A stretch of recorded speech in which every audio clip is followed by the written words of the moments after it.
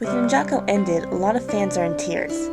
I know how you feel, guys. When my favorite LEGO theme, Adventurers, was cancelled, I felt the same way. But Johnny Thunder still lives because of the people who write about him. And trust me, I do not think the ninja are in any danger of losing fans who write stories about them. The trick to writing good fan fiction? Being able to back up what you're writing using things from the series, real-life information, and your own experiences.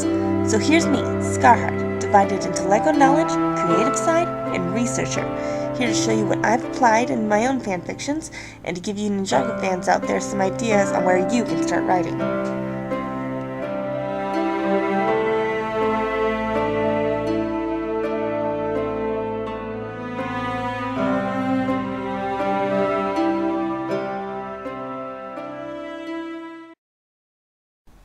Okay guys, apart from a few small by-the-ways, we're going to give the ninjas a little break this time. Partly due to the request of Arcusman F, who asked me to do this episode, and partly because I kept thinking of better examples in anime.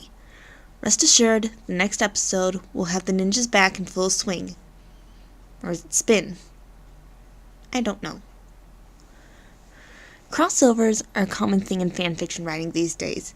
In fact, fanfiction.org actually has an option that you can select when you're creating a story to make it a crossover. Crossovers are stories that have characters from one story meet up with characters from another story. The problem is that some crossovers just don't work. The characters are incompatible or the worlds are too different. Fair warning, this episode is really complicated. I did my best to put it in layman's terms and illustrate it, but it's still pretty crazy, so I apologize for that. So let me start off by introducing the 3 animes I'm going to use in this example. I'll be going over the synopsis of these, so big spoiler alert.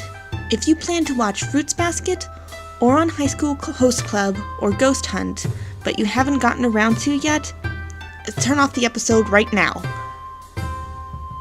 Okay, onto the 3 animes. The first anime is my favorite one, though the manga is way better. Fruits Basket, from Tatsuki Takaya.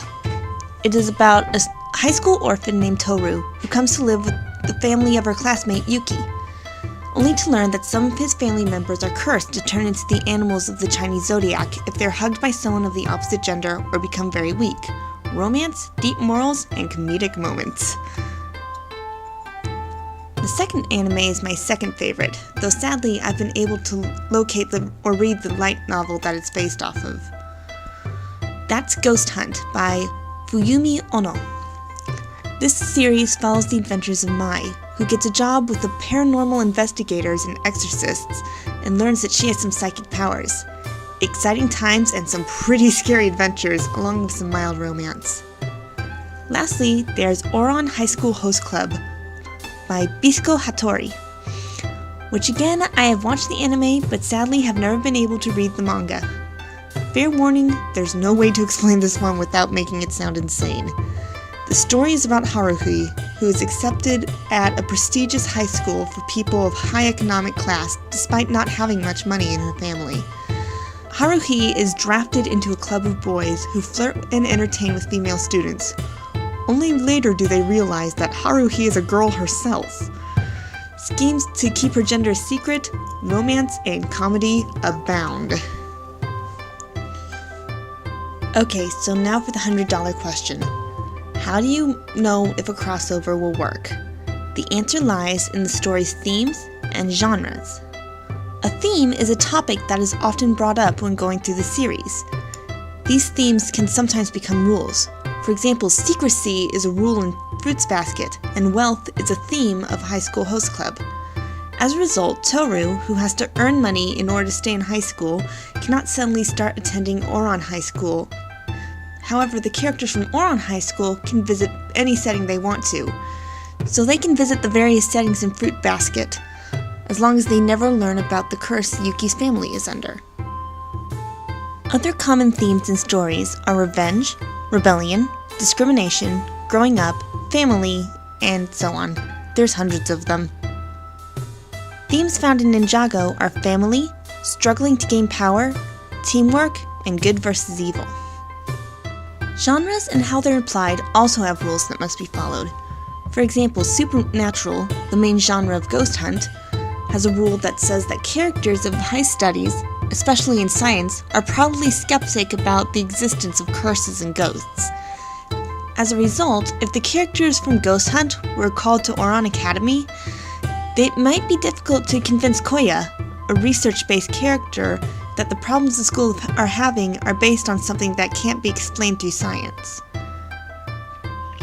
Other genres include action/adventure, fantasy, romance, sci-fi. Again, the list goes on and on. Genres of Ninjago include action/adventure, supernatural, and a little bit of sci-fi. This brings me to my next topic, the characters themselves. Let's say you do think of a story idea that would work with the rules set by the two series' themes and genres. Awesome! Next step is to look at how the characters are going to interact. Some characters are bound to butt heads, others could be really good friends.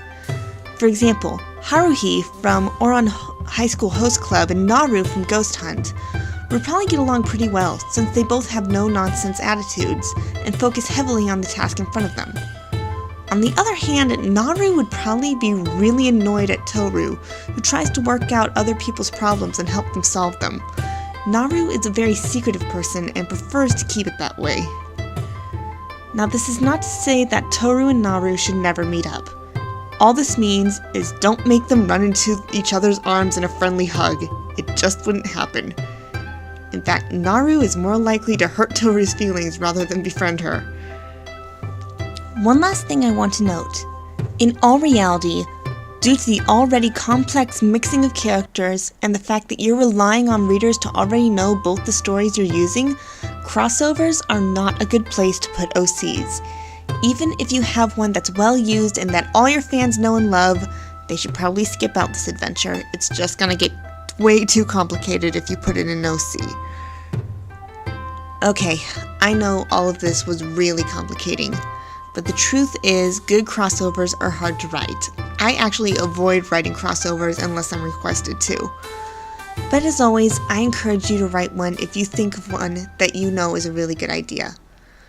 So happy writing and happy crossing over worlds. Join me next time when I discuss what the ninjas really are. Whew, that was a hard episode. My brain hurts, and I'm a researcher. My brain's not supposed to hurt. Yeah, well, we get to go back to what we're good at next episode.